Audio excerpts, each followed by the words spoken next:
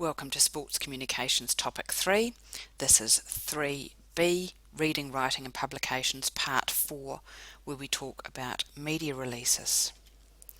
There is a basic media release format that we're going to look at. The best thing to do in general is to create a template. You sort out what paragraphs you want to write.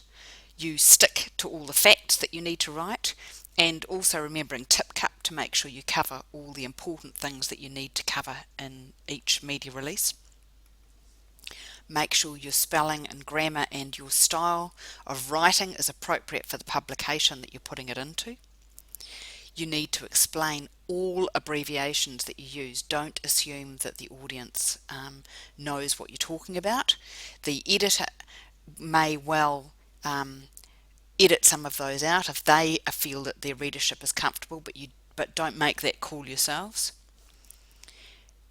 And make sure you use titles and explain any nicknames, and always supply an image. It tells a better story. Remember, we've talked about the fact, it's a very trite saying, but an image is worth 1,000 words.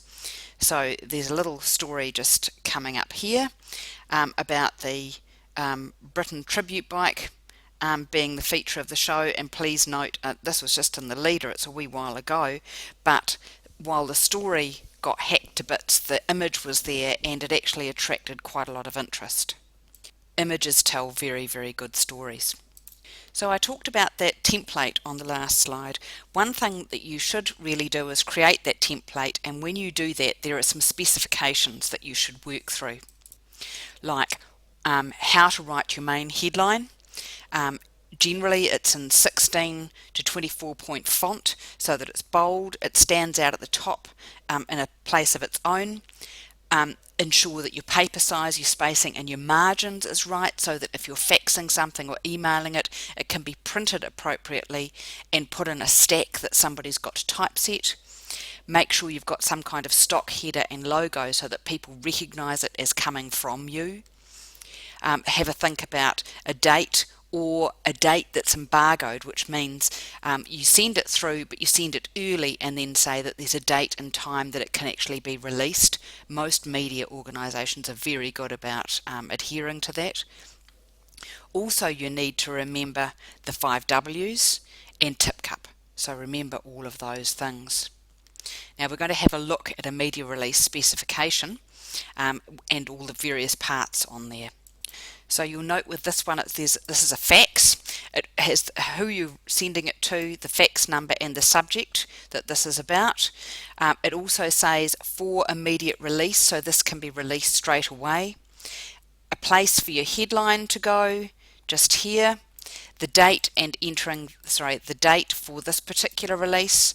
A little bit of an introduction. Remember, it says a strong paragraph covering who, what, when, where, why and how, and then your body, and you want absolutely no more than 2 pages, but try and aim to get it all on one. And then notice at the end here it says ends, so people know that that is the end of the media release. However, there's a little bit more information that we often add in with a media release, such as image details, so a short description of any images that you're sending, contact information, so the name and the title of the person who can be contacted about this, their phone number, their cell number, their email address, and if there's a website with some more information.